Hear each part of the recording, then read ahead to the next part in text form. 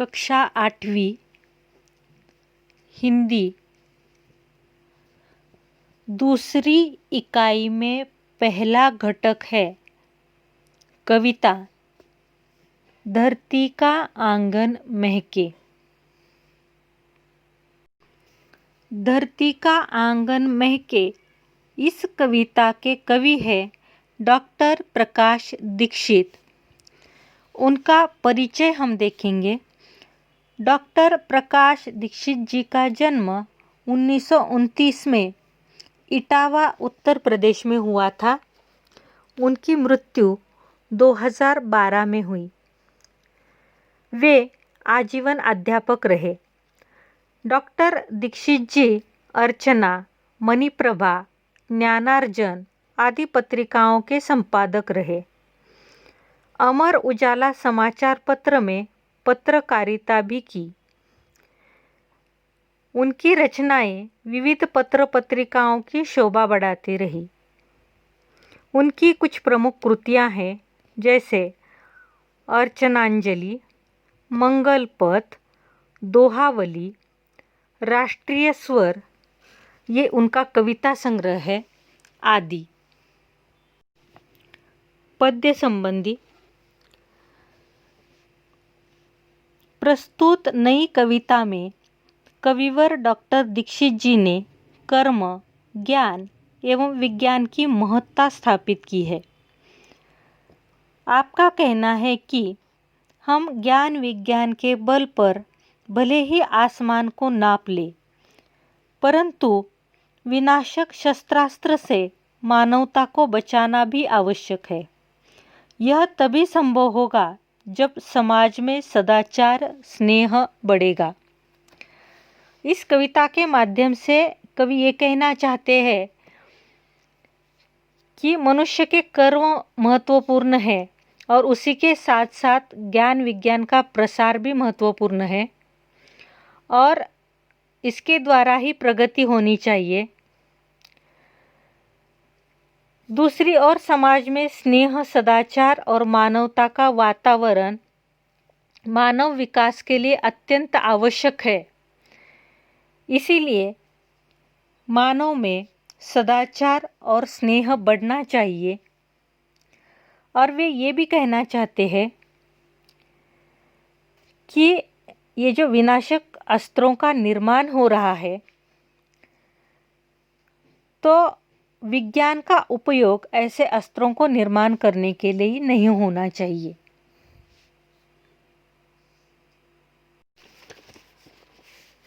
तो आज हम सीखेंगे कि कवि हमें क्या कहना चाहते हैं। धरती का आंगन महके कर्म ज्ञान विज्ञान से, ऐसी सरिता करो प्रवाहित, खिले खेत सब धान से। सरिता, सरिता का अर्थ है नदी। प्रवाहित, प्रवाहित यानी बहता हुआ। तो कवि ये कहना चाहते हैं कि संपूर्ण पृथ्वी का आंगन जो है वह विज्ञान से महके, अर्थात विज्ञान से होने वाली प्रगति का लाभ जो है वह पूरी धरती को मिले, धरा को मिले। कवि ये भी कहना चाहते हैं कि ऐसी सरिता करो प्रवाहित, खिले खेत सब धान से। नदियों की धारा इस प्रकार मोड़ दो कि हर खेत अनाज की भरपूर फसल उत्पन्न कर सके। नदियों को इस तरह से जोड़ दो कि उन नदियों का पानी हर फसल को मिले, हर खेत तक पहुँचे। और विज्ञान की प्रगति इस तरह से करो कि कोई भी खेत सूखा न रहे। इसीलिए विज्ञान का उपयोग करो। सभी खेतों में सिंचाई के लिए जल उपलब्ध हो, तो हम उसे विज्ञान की प्रगति कह सकते हैं। ये कवि का कहना है। कवि आगे कहते हैं कि अभिलाषाएं नित मुस्काएं आशाओं की छाह में, पैरों की गति बंधी हुई हो विश्वासों की राह में। अभिलाषाएं, अभिलाषाएं यानी मन की इच्छा या मन की कामना। नित, नित यानी हमेशा या निरंतर। छाह, छाह यानी छाँव। राह, राह यानी मार्ग। तो कवि ये कहना चाहते हैं कि मनुष्य जो आशा करे, जो भी उसकी इच्छाएं हो, अभिलाषाएं हो, वह सभी अभिलाषाएं, सभी इच्छाएं, मनुष्य की जो कामना है वह कामना पूरी हो। लेकिन कवि ये भी कहना चाहते हैं कि मनुष्य जो है वो आशावादी प्राणी है। मनुष्य को आशा रहती है कि मुझे ये करना है, मुझे वो करना है, मुझे ये बनना है। तो ये जो मनुष्य की आशाएं होती है, तो उसे पूरा करने के लिए मनुष्य प्रयत्न करता है। तो कवि ये कहते हैं या ये कहना चाहते हैं कि वह आशाएं पूरी करते समय ये जो पैरों की गति या मार्ग है, वह मार्ग विश्वासों का मार्ग अपनाना चाहिए। उस गति पर विश्वास होना चाहिए। अगर अपने पैरों की गति पर या कार्य पर विश्वास हो तो मनुष्य की सभी इच्छाएं, सभी कामनाएं पूरी हो सकती है। कवि आगे कहते हैं कि शिल्पकला कुमुदों की माला वक्षस्थल का हार हो, फूल फलों से हरी भरी इस धरती का श्रृंगार हो। शिल्पकला, शिल्पकला मतलब हस्तकौशल्य। हाथ से चीज़ें बनाने की जो कला होती है उसे कहते हैं हस्तकौशल्य और उसे ही कहते हैं शिल्पकला। कुमुद यानी कमल, वक्षस्थल यानी छाती। तो कवि का ये कहना है कि ये जो सभी प्रकार की शिल्पकलाएं हैं, हाथ से चीज़ें बनाने की जो कला, हस्तकौशल्य, तो उन कलाओं को हम अपनाएं, उसका विकास करने के लिए प्रयत्न करें। उसका भी विकास होना ज़रूरी है, ये कवि का कहना है। और जैसे छाती पर कमल की माला पहनी जाती है, उसी तरह से इस शिल्पकला को भी बढ़ावा देकर हमें पहनना है। कवि कहते हैं कि फूल फलों से हरी भरी इस धरती का श्रृंगार हो। इस धरती का श्रृंगार यानी ये जो हरे भरे खेत है, ये जो फूलों फलों से हरी भरी धरती है, धरा है, ये इसकी सुंदरता है। तो ये धरती जो है वह हमेशा सुंदर होनी चाहिए और उसकी सुंदरता, उसका श्रृंगार किससे होगा? तो फूलों फलों से होगा।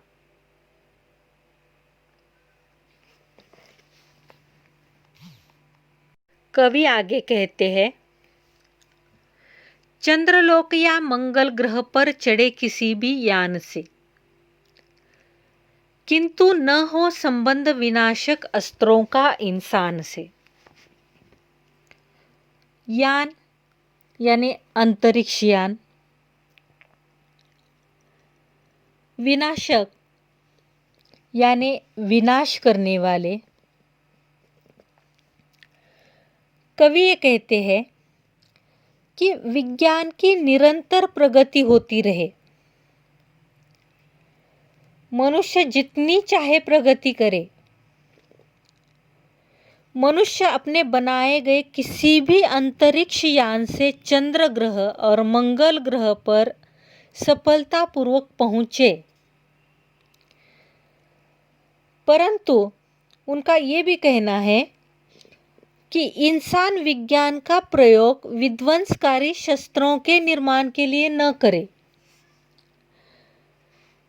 विज्ञान की प्रगति होना आवश्यक है, विज्ञान में प्रगति होना आवश्यक है और ये होनी भी चाहिए। और इस प्रगति के दम पर, मनुष्य के बुद्धि के दम पर, मेहनत के दम पर मनुष्य चंद्रलोक पर, मंगल ग्रह पर पहुंच भी चुका है।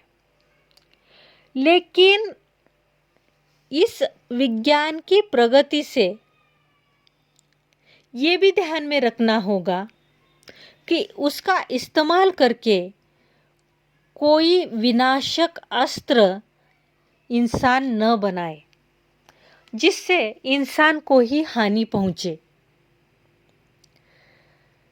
प्रगति करनी है लेकिन अच्छे कार्यों के लिए, बुरे कार्यों के लिए नहीं, विध्वंस के लिए नहीं या किसी का विनाश करने के लिए नहीं। ये कवि का कहना है। कवि आगे कहते हैं, सांस सांस जीवन पट बुनकर प्राणों का तन ढांकती, सदाचार की शुभ्र शलाका मन सुंदरता आंकती। सदाचार, सदाचार यानी अच्छे या बुरे इरादे, निर्णयों एवं कार्यों में अंतर करना, जिसे नैतिकता भी कहा जाता है, वह है सदाचार। शुभ्र, शुभ्र यानी उज्जवल। शलाका, यहाँ पर शलाका मतलब सलाई, यह उसका अर्थ होता है। अब सलाई यानी क्या? सलाई यानी धातु, लकड़ी आदि की एक लंबी सलाई होती है, बुनने के लिए इस्तेमाल की जाती है, सीने के लिए इस्तेमाल की जाती है, जैसे चित्र में दिखाई दे रही है। अगर आप ध्यान से देखेंगे तो उस पर सलाई का एक चित्र दिया है, तो उस प्रकार होती है सलाई। और वह किस काम आती है वह भी वहाँ पर दिया है कि सलाई से कैसे बुना जाता है, तो वह चीज़ें भी वहाँ पर दी गई है। आंकती, आंकना यानी अंदाज़ा लगाना या मूल्य बताना।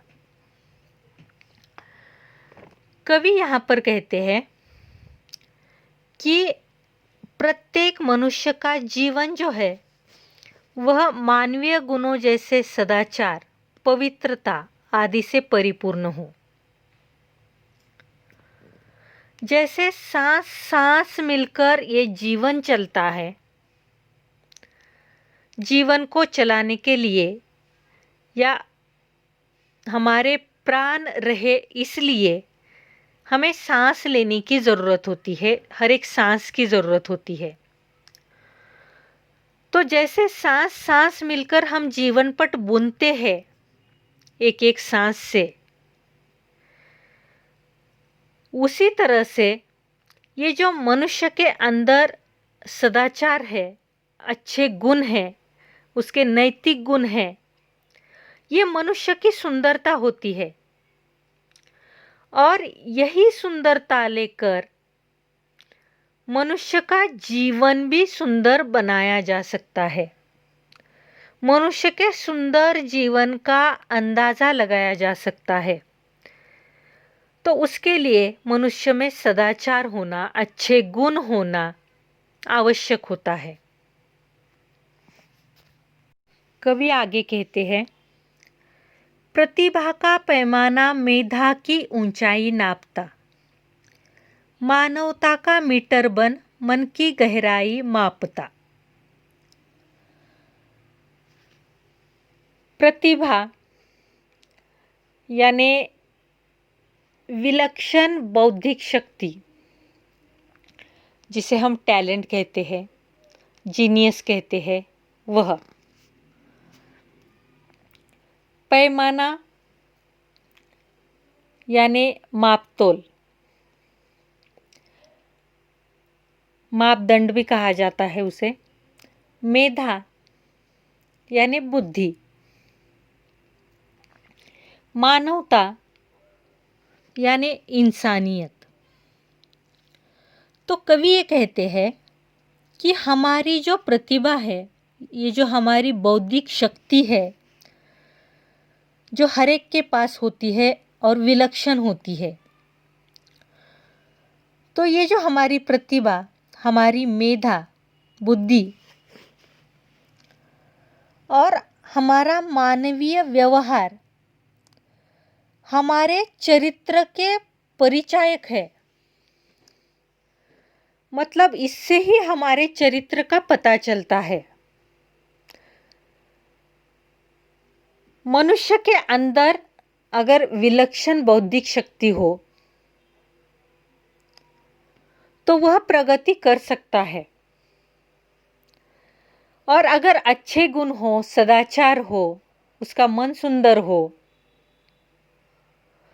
तो ये जो मानवता का मीटर है वह किससे बनेगा? तो मनुष्य के अंदर की सुंदरता से, मनुष्य के बौद्धिक शक्ति की वजह से, मनुष्य के बुद्धि की वजह से। और इसी वजह से मनुष्य का चरित्र कैसा है ये उससे समझ में आएगा। तो ये जो मन की गहराई है, अंदर की बातें हैं, वह उससे ही समझ में आती है। ये कवि का कहना है। कवि आगे कहते हैं कि आत्मा को आवृत्त कर दे स्नेह प्रभा परिधान से।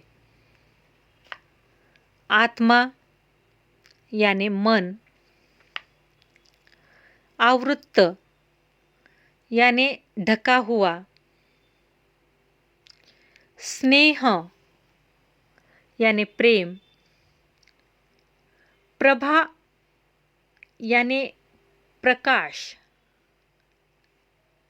परिधान यानी वस्त्र, करे अर्चना हम सब मिलकर वसुधा के जयगान से।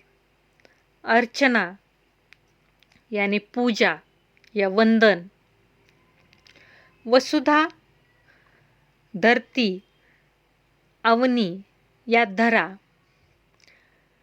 जयगान यानी गुणगान या गौरव।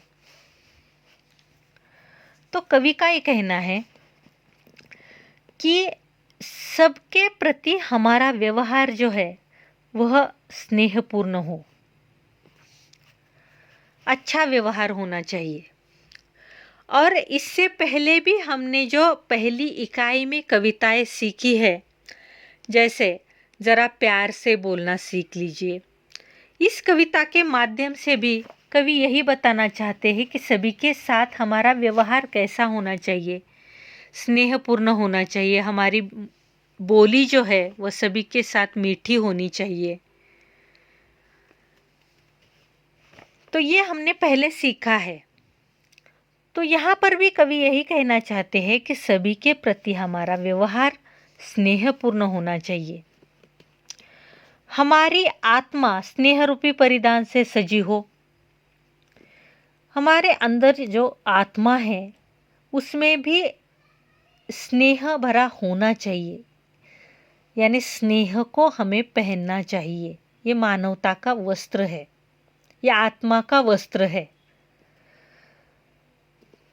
कवि ये कहते हैं कि हम सब मिलकर इस वसुधा के गान गाए, इसकी अर्चना करे, पूजा करे, वंदन करे, इसके गुणगान गाए, हमारी धरती के, हमारी वसुधा के। क्योंकि हमारी ये जो धरती है वह वंदना करने के, उसके गुणगान गाने के लायक है। इसीलिए हमें हमेशा उसका जयगान गाना चाहिए। ये कवि का कहना है। धरती का आंगन महके इस कविता में जो प्रश्न आए हैं वह प्रश्न स्वाध्याय इस प्रकार है।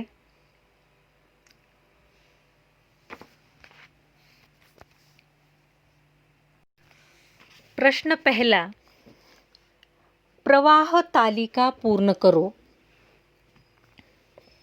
उसमें कवि की अपेक्षाएं, कवि की जो अपेक्षाएं हैं इस कविता के माध्यम से जो उन्होंने बताई है उसके उत्तर वहाँ पर लिखने हैं। उत्तर लिखने के लिए जगह वहाँ पर दी है।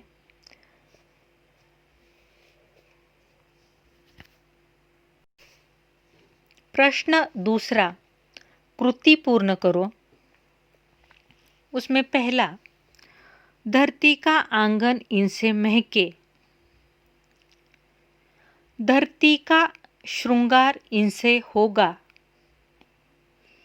उत्तर लिखने के लिए वहाँ पर जगह दी गई है।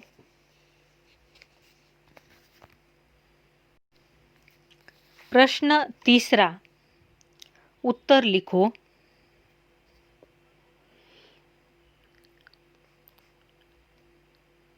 उसमें पहला, मेधा की ऊंचाई नापेगा। आगे उत्तर लिखने के लिए जगह दी गई है। दूसरा, हम सब मिलकर करें। उत्तर लिखने हैं जहाँ पर जगह दी गई है। प्रश्न चौथा, कृति करो। उसमें मानव अंतरिक्ष यान से यहाँ पहुँचा है। कहाँ पहुँचा है वह लिखने के लिए वहाँ पर जगह दी गई है।